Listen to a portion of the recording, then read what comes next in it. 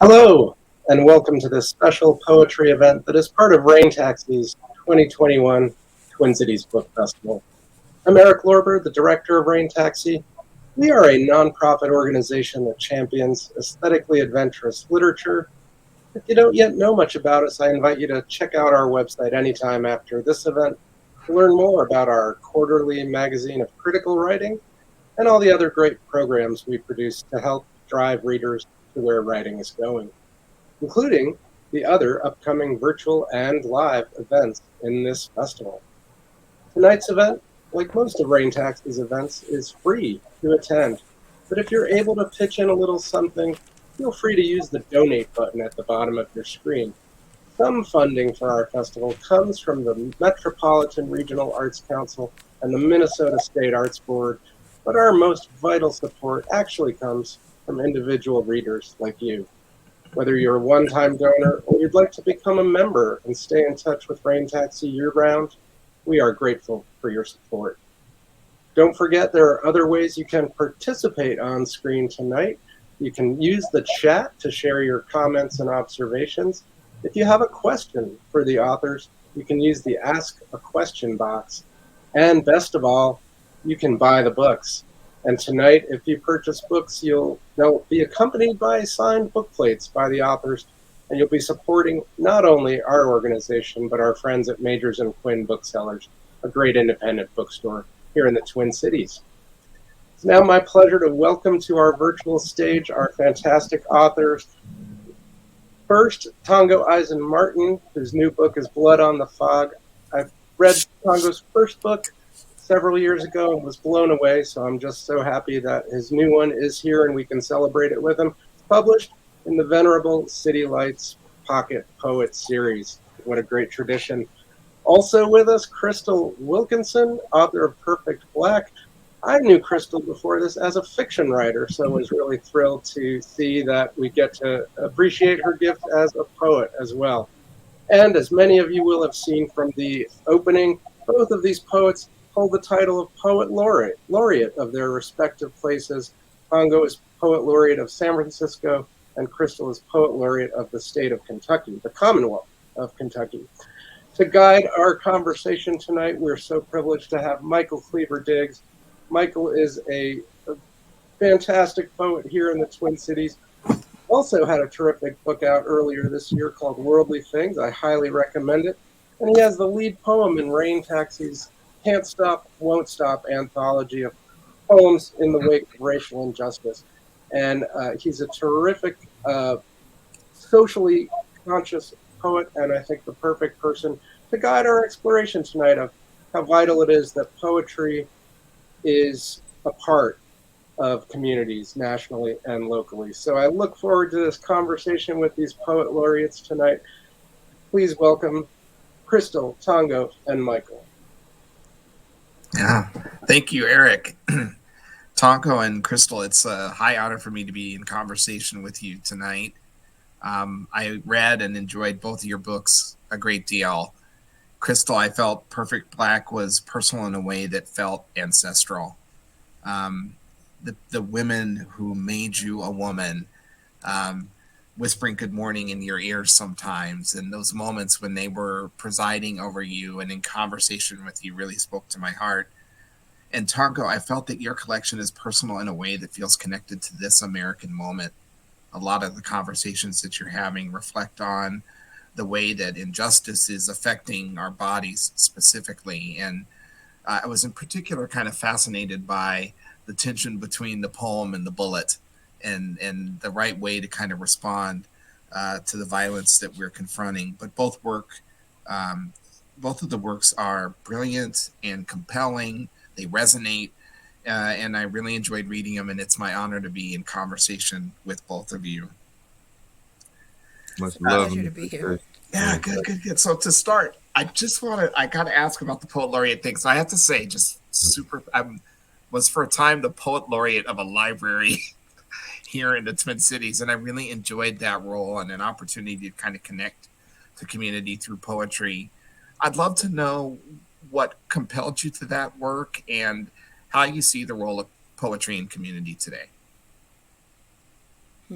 Um, I was surprised to be in this role. You know, like he said at the beginning, I've always been a fiction writer, and so I was actually named Poet Laureate before this collection came out. And the way we see it here is sort of a position of letters. And, you know, Kentucky has a lot of stereotypes involved. And so one of them is about the illiteracy here. And part of, you know, and where there's smoke, there's often fire. So part of what I see my role in the community is to sort of, as a person of letters, to encourage the children about writing and reading, and how writers are the keepers of the word, right? That we're always to have our pulse on what's going on during their times. And so I see my role as encouraging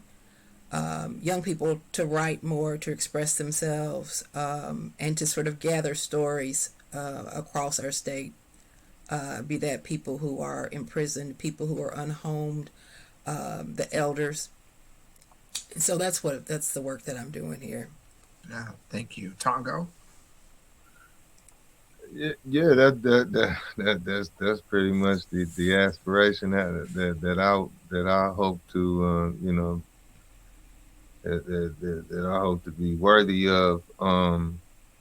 Just I think the situation culturally in San Francisco, or really, most most municipalities in this late stage imperialism is just culture is just, or people are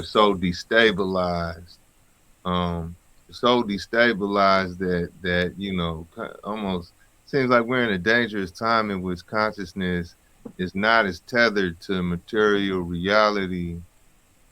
It's almost like even when we were doing terrible in the past, we were kind of psychically doing better than we are now. And call me uh, call me call me pessimistic, but I'm really just kind of worried about the mass imagination.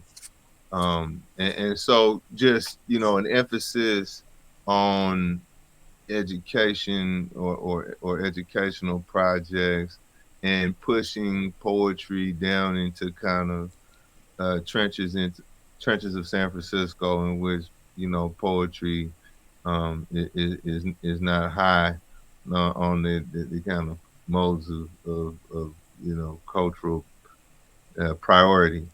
But yeah, just making sure that poetry has a life with the people as best I can. Yeah. And this calls to mind a related question. And Tongo, I'll start with you. Crystal, you in your book, you say that you are writing from the Appalachian tradition, which conjures to me a community of writers in the coffee shop, meeting on a regular basis, lifting each other up, and moving forward and supporting each other. And Tonko, my first introduction to you and your work was when you were inaugurated as the Poet Laureate of San Francisco. And I happened at the time to be teaching a class, and one of your friends, Joyce Lee, was in the class, and she said, "Michael, you got to come to this reading." So I know community is also a part of what you do. So we think sometimes as poet laureates, as people who are working in the community, but I also wanted to know that the way the community supports you and the work that you're doing. And Tonko, do you find support in the writing community there in San Francisco? Yeah, for sure, and it really kind of just flows from the reality that I individually don't actually like autonomously begin or end anywhere. That I'm really just an extension of like fairly intentional radical communities in San Francisco, that both raised me, and kind of incorporated me in their efforts. When I when I was able to, by the time I was able to bring anything to the table, Yeah. Yeah, I mean, I think the good news about writing in general, it being kind of so far from consumer, like kind of like consumerism or that kind of like industrial viability, it always it always provides writers, artists, with the opportunity to create collective and create people's institutions, that exist along the lines of the true nature of contradiction between oppressor and oppressed. We don't have to cut as many corners or sacrifice as many principles to live a complete, immersed life as a writer. So I am happy to report that there are several both individual poets that I survive with and collectives that also are really the only reason why I'm here. Thank you. And Crystal, I'd love to hear about the Appalachian tradition and that community that, as you noted, some people are surprised to hear exists in the first place. Right, right. It was the poet Frank X. Walker, who's from here, that first sort of invented that word, Appalachia. And you know how naming makes your spine straight, right? When you see yourself in a name. And when he saw in the dictionary that even though some of us live in Appalachia, you look in an old dictionary and it's going to say that Appalachians are white people indigenous to the Appalachian region. So, that crossed out the rest of us. So there was something empowering about putting those F's in. That in itself was a way for us all to be proud about who we are and where we're from and put ourselves in there in a conversation that we weren't a part of, that we had been excised from. So that's how the group got started. And you're right, we were in the backs of coffee houses, we were at each other's houses, we were in parking lots, we were in elevators reading poems to each other, and then giving each other dap and stepping out and going about our JOBs in the world. And we so that's a part of the Appalachian movement. But I think that Kentucky, even though there's so many stereotypes about Kentucky, we're not a one-eyed state the way that people think that we are. And so Louisville and Lexington have vibrant writing communities, but there are also vibrant writing communities in these rural spaces throughout the state. And it's kind of cool to see those develop and see these pockets of young writers and pockets of elders and pockets of storytellers all over the state. And it's great to be sort of in community and in conversation with all of them. Yeah. I want to talk about some of the parallels I saw between the two collections and the way that the conversations you're having allow for a conversation about this American moment.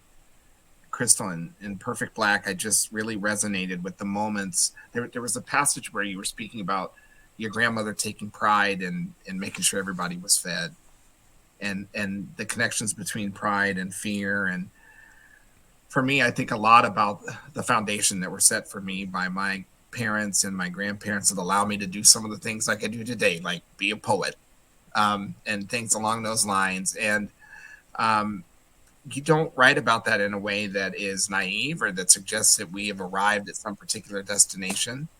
And then in Tongo, in your work, I see a reflection on the suffering. You alluded to it a moment ago. We're still confronting imperialism. You write about the gang age. You remind us about the wages of Reagan and Reaganomics and all the things that have resulted from that era in American history that are present in the struggles that we're confronting today. You write about drugs and violence and things along those lines, important conversations that need to take place now. So in Crystal's work, I see the strength of our past in Tongo's work, I see the opportunities for us to continue to keep going. And you alluded to it earlier. You were talking about how spiritually we may be not as well off as we once were. But Crystal, I wondered if you could talk a little bit about your collection, the reflections that you're making on ancestry and what called you to those conversations. And then Tongo, I'll ask you about the themes in your collection as well. Well, I think what came together here was sort of three parts, and the first part sort of covers my own life, my black girlhood, black rural girlhood, and the things that affect a young black girl. So I'm talking about body, I'm talking about religion, rape culture in church, all kinds of things that we don't, mental health, things that we don't talk about. And the second part is sort of a political awakening.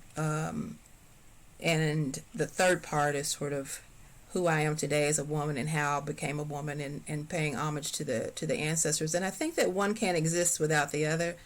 One of the things that I try to do is sort of stand in the middle and use that African concept of Sankofa, like knowing what's back there, always looking back, but also looking forward at the same time, knowing where I came from in order to know where I'm going. And I use that phrase all the time about making spine straighter. And so what are the big differences between what I'm writing now in these and being able to and being a fiction writer is that it's one thing to have these threads of truth and have them sort of floating underneath the fiction, and you pile fiction on top, and then it's one thing to sort of be vulnerable and put the truth out there, whether it's an individual truth or communal truth or an ancestral truth, to put it on the page in spare language and in poetry, and have that vulnerability there for you, your family, your people, your community. So that's part of what I'm sort of grappling with in this book. Okay, thank you. Tongo? Yeah, I'm upset. I've had enough. I just I just kind of in a way, poetry is kind of a path of least resistance for for political analysis. I can kind of sit. I can take more pot shots at the system with the least amount of with the least amount of praxis demanded, right? But I'm again. I think my one of my preoccupations or anxieties is about ideological clarity and analysis of these times. And so, I feel like we're leaving a lot of unfinished business, both in scholarship, in movement or so-called activism. That there's a lot more kind of theoretical work that needs to be done. There's a lot more material reality to be excavated.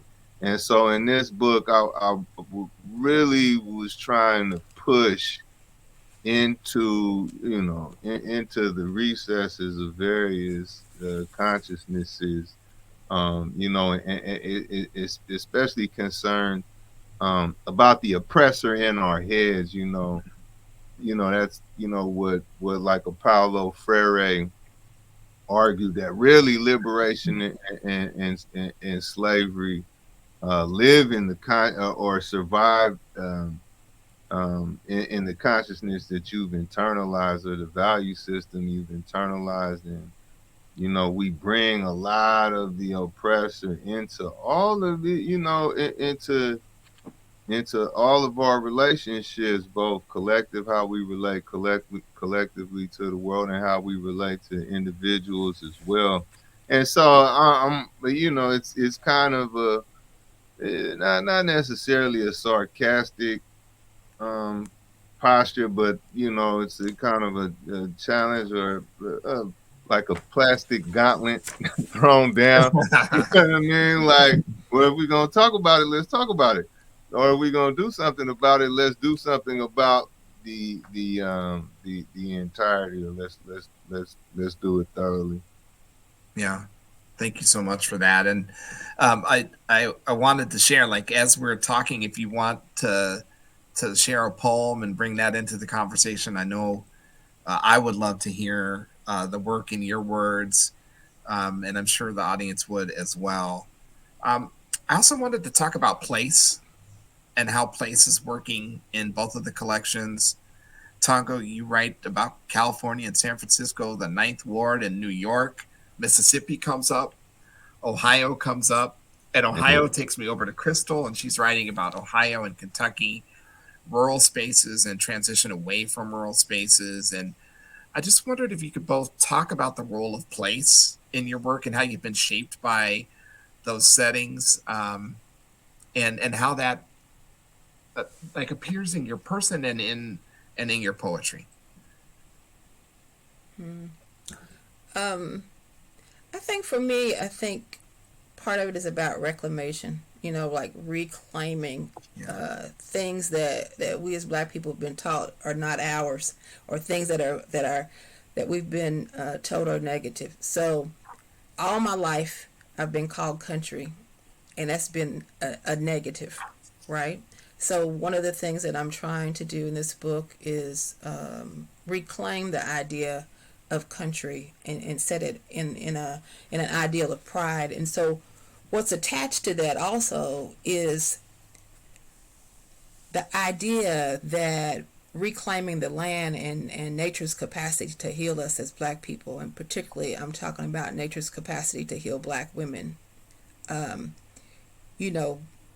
We have been taught with reason, through slavery. We know what the forest and the woods and behind the woodshed and the barns, we know what all that has sort of meant. But nature is as much ours and there for us and our healing as it is anyone else's. So that's part of what I'm doing, is sort of reclaiming that and reclaiming the land, the spirit of the land, the spirit of the ancestors for Black girls is one thing that I'm doing. I know you were talking about earlier. We haven't read yet, so I'll you were talking about this poem on being country. Yeah. So I'll just read the end of it. It's a really long poem, so I'll just read the end. I think I'm gonna start reading instead of answering questions. But so this is just the last two pieces at the end. These hills had been in our family since the time of slavery. The health of my grandparents was faltering. It became important to me to sit for hours and hours to listen to them, telling our history in their beautiful country voices. The true grandness of my heritage became more and more clear. I would visit friends and cousins and talk nonstop, using as many reckons and drawing out my eyes as long as I pleased. Over the course of time, I realized that being country was as much a part of me as being Black or being a woman. Creeks, one-room churches, outhouses, gravel roads, old men whittling at Hill's Grocery, daisies, big boy tomatoes, and buttercups. It was all mine. It is the makeup of my spirit. Country is as much a part of me as my full lips, my wide hips, my dreadlocks, my high cheekbones. The way the words roll off my tongue is the voice of my people, the voice of my grandparents' parents, and all those who came before, of Daddy Joe and Ma Lily, Pa Jim and Aunt Frances, a country twang, a melodic use of language that is distinctively wood-burning stove, come in and set a spell. Patchwork quilt, summer swimming hole, sweet iced tea, you are always welcome here. Warm. Thank you. Tongo, I wonder if you'd talk about place and how. Don't let me into your territory. if you don't want to be talked about, you know, you will be incorporated. Uh, I think part of my use of space is or place is a kind of, well, I feel I sound really aggressive today. It's it's kind of a, I believe one of the ways that oppression works as well is the concept that the universe can only be defined correctly in the language and the location of the oppressor, or that the primary generator of reality is over there, and then not only do you not have any right to define things, uh, you're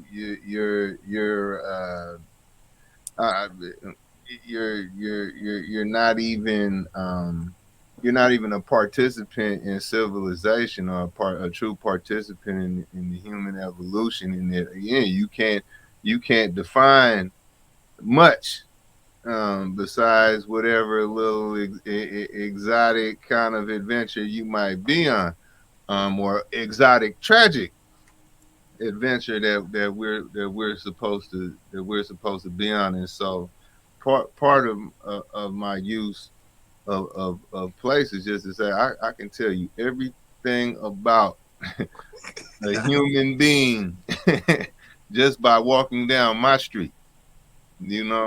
I can tell you anything about the universe based on the conversation I had just now with my best friend. Yeah. That's that's the that's the war cry. Yeah. But allow me to illustrate. Yeah. Yes, Please. give us some. Give us some. Yeah. So all street life to a certain extent starts fair. Sometimes with a spiritual memory, even. Pre-dawn soul clap, your father dying even. Maybe I pushed the city too far. My sensitivities to landfill districting and minstrel whistles, white supremacists, graffiti on westbound rail guards, all overcome and reauthored. Reauthored by revolutionary violence that chose its own protagonist, or a muted stage of genius. The garbage is growing voices. Condensed Marxism for warrior depressives, underpasses in their pockets because they just might be deities, or decent bid on the Panther name of merciful Marxism. Disquieted home life, a metaphor for relaxing next to a person who is relaxing next to a gun. I stare at my father for a few seconds, then return to my upbringing. Return to the souls of Ohio black folk. Revolution down there pegging at this point. You know what the clown wants? The respect of the ant. Wants to interpret pain only. Wants to pull a 38 out of a begging bowl. Wants me to hurt my hand on this pen. I'm not tired of these rooms, just tired of the world to give them a relativity. My only change of clothes prosecuted. The government has finally learned how to write poems. Shootouts that briefly align, that make up a parable, or parables like white bodies are paid well. Do white men even have leaders? Are all white people white men? A rat pictures a river. Can almost taste the racial divide. Can almost roll a family member's head into a city hall legislative chamber. Knows who in this good book will fly. All I do is practice, Lord. Decided not to talk out of anger ever again. Met my wife at the same time I met new audience members for our pain. We passed each other cigarettes and watched cops win. A city gone uniquely linear, Harlem of the West, do a true universe. I'll always remember you in fancy clothes, my wife said. So here I sit, twisting in silk ideation, rifle made of postbellum tar, targets made of an honest language. This San Francisco poetry is how God knows it is me whining. Riding among the lesser respected wolves, lesser reserved militarization, Dixie list prison bookkeeping. I mean, the California gray coats are coming. Lynch mob gossip and bourgeois debt collection. I mean, it's tempting to change professions mid-poem. In a Chicago briefing, the white sergeant saying, blank slate for all of us after this black organizer is dead. Standard academics toasting $2 wine at the tank parade. They have nothing, Lord. Just nuclear cobblestones, gun line athleticism, and the last of the inherited asthma. Children giving white dolls to play with and fear. Facial expressions borrowed from rich people's shoestrings. I can hear hate and teach hate and call tools by people names and name people dead to themselves. No one get naturalized except federal agents soon. carving the equator in the throat soon. I'm sorry to make you relive all of this, Lord. All this, pre-dime monarchy, friends putting up politician posters and snorting the remainder of the paste, minstrel script shoveling to the walls by their elders, my children sharpening quarters on the city's ears. For these audiences, I project myself into a ghost-like state. For these gangsters, I do the same. Every now and then, take a nervous look east. Sleep becomes Christ. Sleep starts growing a racial identity. Do you ever spiral, Lord? Has the gang age betrayed us? Be patient with my poems, Lord. So much pain is a point to crime. I mean, it has to be if race traders come with it. Lord, is that my revolver in your hand? Better presidents than these have yawned at cages, have called us holy slaves, filled the school libraries with cop documentaries. Baby, I don't have money for food. Well, I have no present moment at all. Yes. And that's kick drum only from the collection, right? Yep. Yes, sir. Yeah. And this is, by the way, another point of connection between the two the collections is conversations about God and sometimes conversations with God. Crystal, as you alluded to earlier, you're talking about the church as a place that baptism is complicated. All the children wanting to ring the church bell and what that ushered in is complicated. The participation of the church in rape culture is complicated. And in Tongo, I mean, you're talking about the cities and what the cities are confronting, and you're having a conversation with God about that, and where is God and all that. And you're saying, I hate to remind you or bring it up again, but where are you and all of that? But I wondered if we could talk a little bit about God in both of your works, and the importance of bringing in those kind of, I want to say spiritual, but I also want to just say religious elements into the poetry. Part of what I'm doing is, I grew up in the church when I was a young person, but I grew up in the church. I enjoy the church as community, but I am not of the church anymore. And one of the reasons is I think that the Christian church, as I knew it growing up, failed to protect children. We had monsters in our church that were attacking little girls, and so why I'm connected to spirit, but I'm not connected to organized religion in any kind of way. So part of what I'm talking about is that, and there's so many conversations in this book about conversations we don't have, and that's a conversation we don't have. We don't have conversations about how to protect girls, how to keep them safe. We don't have conversations about mental illness. We don't have conversations about rape culture. So those were all things that I was trying to talk about in this piece. And that leads me back to thinking about the unfinished business you referenced, Tongo, how we've got all this work yet to be done. But I really connected a lot to the conversations and to the points in the conversations where you're connecting to God and Christianity, and wondered if you could talk about that as well. Yeah, it kind of felt like it's almost like a risky riff that I just kind of fell into its gravity. It almost started musically, and that I kind of discovered that, discovered probably what thousands of people already knew, that if you can take an interesting line and make it even more interesting by who you address it to. And so you have a thought that already has some insight. You can add almost another kind of modal note to it by giving it an interesting addressee. And that's actually how I wandered into the Lord riff. And then it kind of became, it had a life of its own. And there was a point when that was like, oh man, the only type of lines that were jumping into my head, I had to like turn it off. Like, please, let's stop doing this. You know, it's Yeah. a strange, it's a strange thing trying to figure out, well, who you gonna talk to next Mhm. after that kind of that impression or that shade. I think, it's kind of along the tradition of, like the African folk tale, like the devil isn't off limits, God isn't off limits, none of these forces is off limits.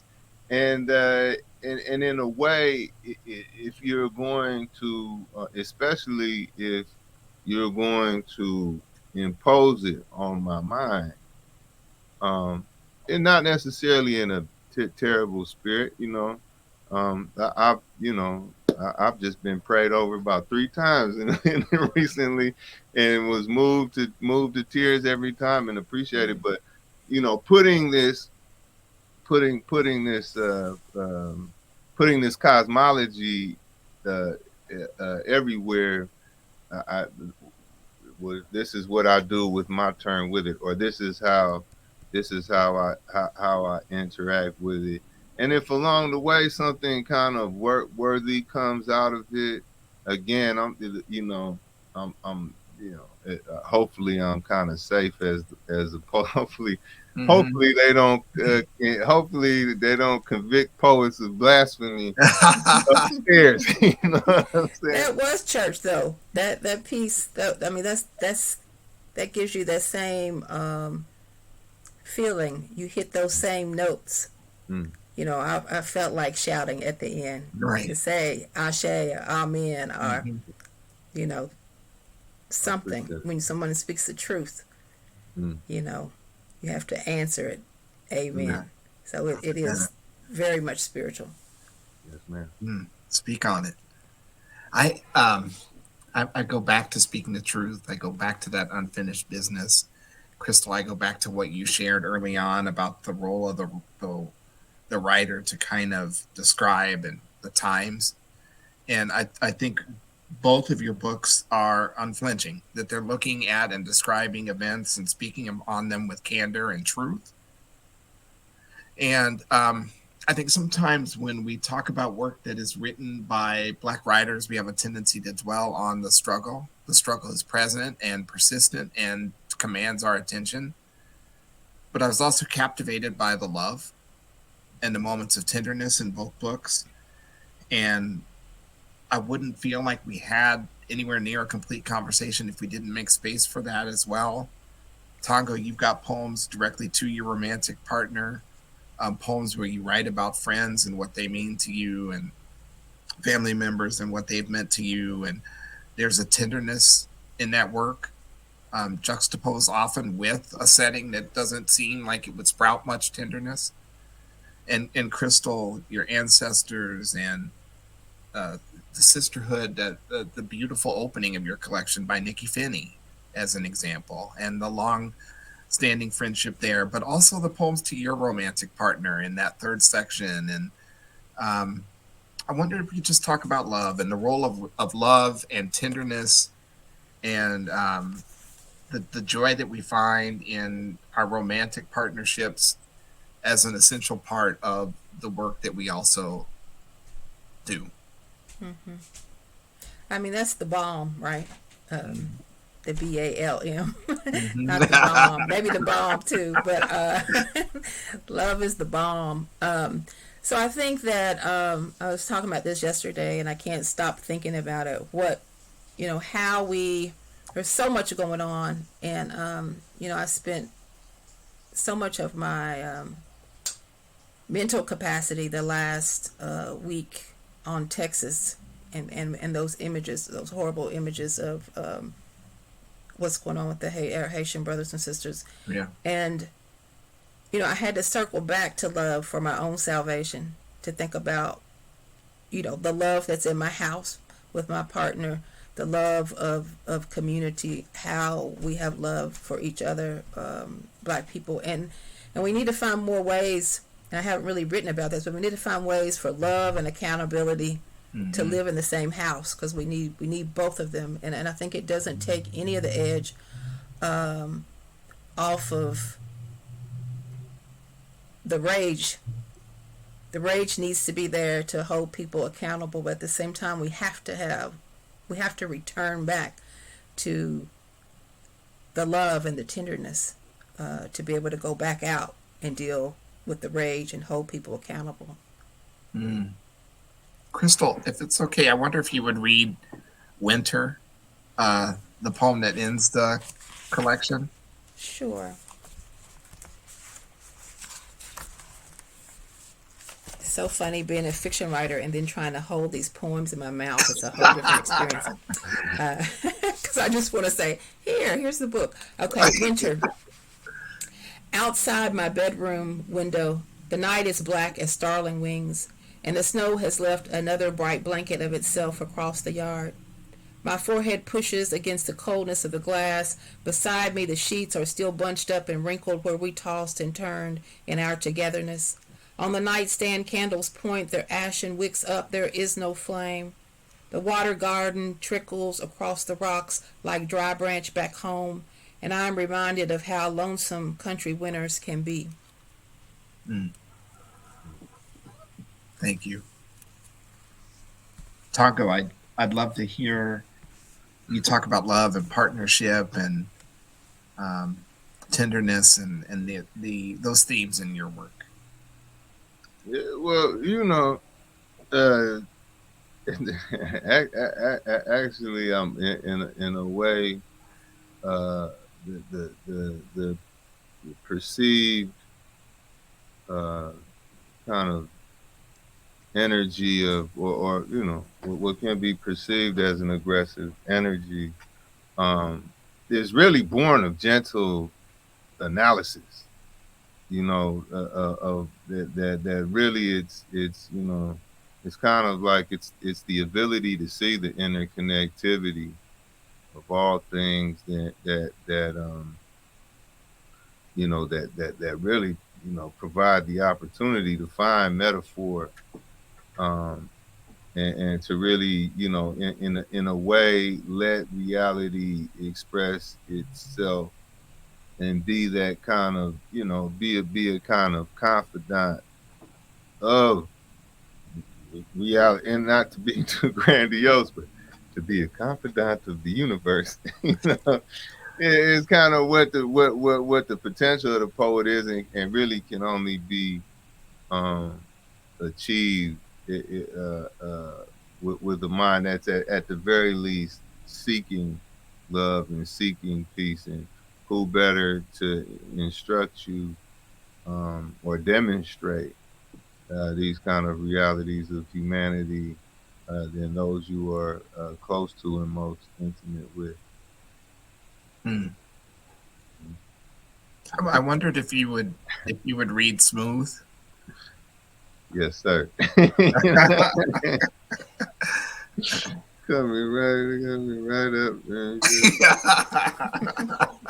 Just dig on through, dig on through the Rolodex. Right. Yep. Yeah, hold on. I got you. You gonna look out for me? Page 58. Right on. She pushes my soul back into my tear ducts. Her classical bravery speaking on behalf of a playful love. Our house is ascending. I held you in every room and in every room right now. Commenting on the sea line, putting boots to whirlwind every place he turned my life into decent artwork. Maybe my second life came too soon. Poet stops writing secretly, instrument of a new people, a slice of the universe enjoying its exhaustion. Poet offers help to everyone they see. Maybe my third life came too musically. She is loved back by her books. Did you come all the way back from the Harlem Renaissance just to have a word with me? I am for sure your poetry too. I know. That's how it hit. That's how it hit me too. And I'm just reflecting also on on love and desire being at the root of revolution, or the desire to end imperialism or capitalism or all forces that do harm. We cannot love each other. We cannot love our brothers if we tolerate suffering that's perpetuated against them. And the desire to see that ended is an expression of love and care and tenderness. And what that requires, I think, ends up being what it requires. Just to bring Che Guevara into the conversation, love is the center of the revolutionary struggle. And if it results in an end, if it allows us to be in a place where we can care for each other and support each other, then there are going to be times when I think it becomes difficult to imagine how those ends are achieved against forces that are just hell-bent on making sure that power stays in power and oppression continues on. So but I draw so much energy from the conversations that you're both having. I felt so connected to my ancestors. I felt so connected to this present moment in time in both of your work. And I want to make sure we have time for the Q&A questions, so I'll segue over into that now. But for my part, just to say, sending blessings to both of you and your books. May they reach all the right places, and I'm grateful for the chance that I have to be in conversation with you and to be in conversation with your work. Thank you. Yeah, thank you very much, brother. Yeah. Wow, I want to add my thanks to that too, because this has been such an immersive journey. You have taken us to so many places, brilliant questions, brilliant answers, and incredibly moving readings. Thank you. And want to remind our viewers out there, especially if all those who have been emoting during these readings, that don't forget you can buy these books, Perfect Black, Blood on the Fog. You just hit that button. It couldn't be any easier. And you know you want them because you want these words and more in your lives. But we do have some great questions out there, and I want to start with one for Crystal. It'll be especially interesting after you spoke about the difference between having fiction and poetry in your mouth.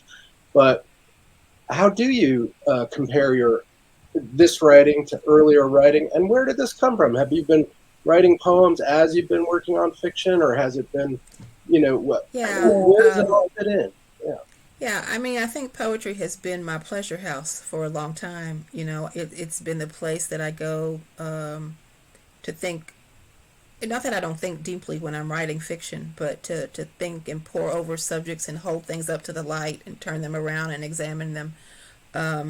But I never really thought, every once in a while I'll send a poem out and it'll get published, but I never thought about having them all sort of out there, or, a good portion of them. And so, I feel like I'm walking around with no clothes on, really. That's how I feel with the poems. And that's my sort of hesitancy. I had a reading last night from fiction, and I was all like, okay, let's go. And then with the poems, I feel like, but I've always written them. I've always loved poetry. I love poets. I have claimed the word for myself now in ways that I hadn't before, that I am a poet or that I'm a writer. I think all the writers in me live in the same house now. So, it's not bifurcated. It's not the poet is not over here and the prose writer is over here. They have all sort of come together, and that led me to this work from the previous book, Birds of Opulence, and then it's making me lean forward into the next book too, with having them all in the same body and the same voice.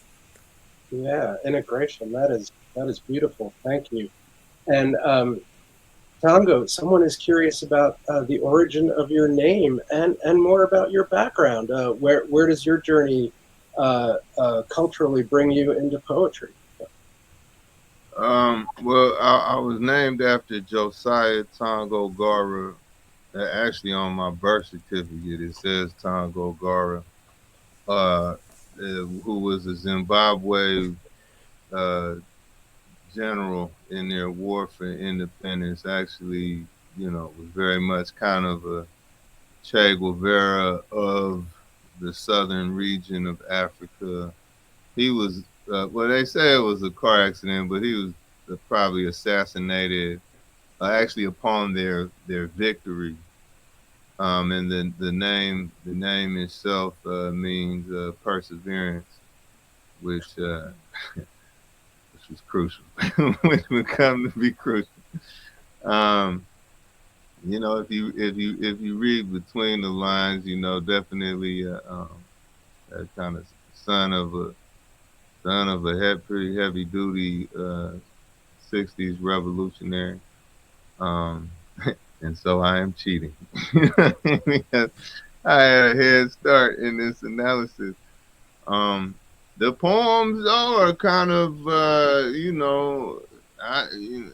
mean, there are some,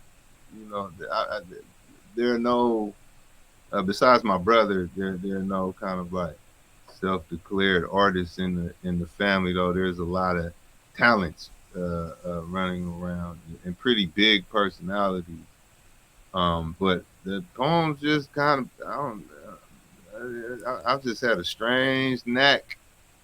They just they just jump into my head to the point, like, especially when I was younger, like I couldn't listen to something, whether it was a poem or a hip hop song. Like I couldn't listen to something without my mind responding with lines. So it was a kind of it was an affliction of sorts.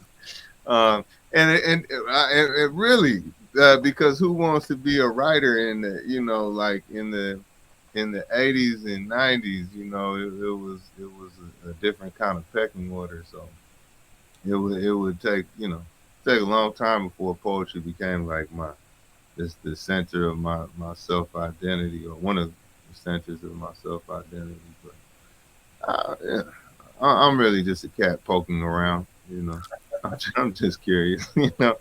Well, no, that's so fascinating. And what you said actually leads into another question for both of you, because you spoke about the voices coming in, paying attention to that. And what advice do you have for people, whether it's paying attention to those inner voices or the voices and stories of the ancestors? Um, how do you stay open to that?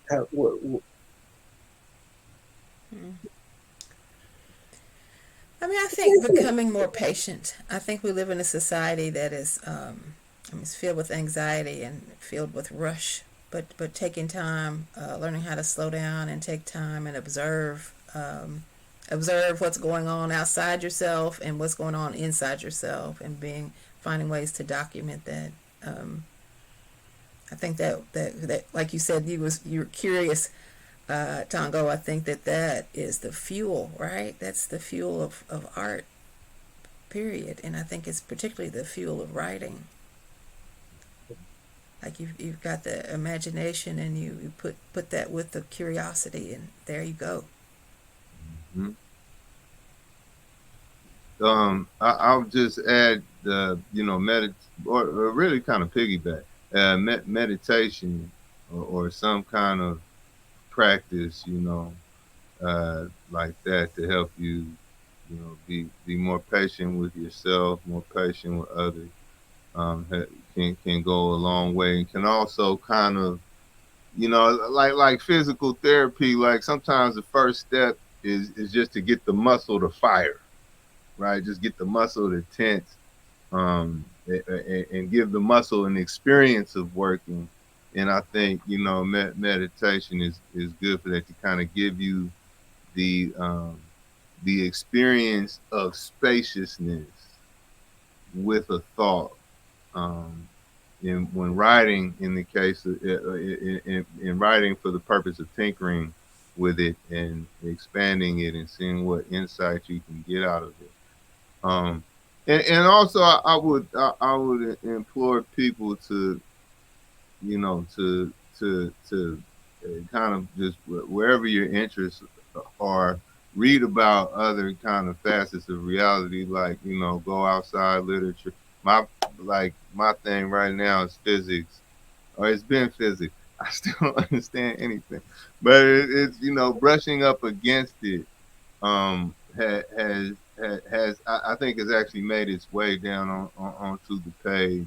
And other type of, you know, of course I have certain political commitments that keeps me, you know, keeps a certain kind of revolutionary theory always in the diet. But, you know, you can let actually a lot of your kind of understanding or your search through different facets of reality actually do the work for you on the page, you know, and help can very much, you know, kind of like, sometimes it's not like the raw creation of lines as much as it is noticing the poetry in things.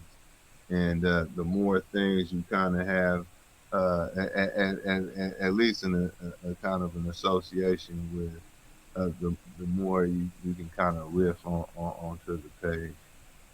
Right. Well, that advice from both of you is such a beautiful place to end, because whether it's cultivating patience and curiosity, or meditation, and it brings us back to focusing on the work, and back to where Michael started us out, which is that you both, in taking up the mantle of poet laureates of your community, have committed to doing work and modeling work on behalf of those communities. As someone from here, who in a thriving community, I just want to celebrate that and value it, and thank all three of you for this beautiful hour of poetry and community. To all our viewers out there, thanks again. And as we close, I want to remind you that we have other great festival events coming up. And I want to thank our media sponsors: Minneapolis-St. Paul Magazine, Minnesota Public Radio, the Star Tribune, and Twin Cities Public Television, as well as, again, the Metropolitan Regional Arts Council and the Minnesota State Arts Board. Their funding comes from legislative appropriations from the Cultural Arts and Heritage Fund, which means that voters and democracy made that happen. And I want to thank everybody who played a role in that. Thanks most especially to our poets and to all who watched. Good night.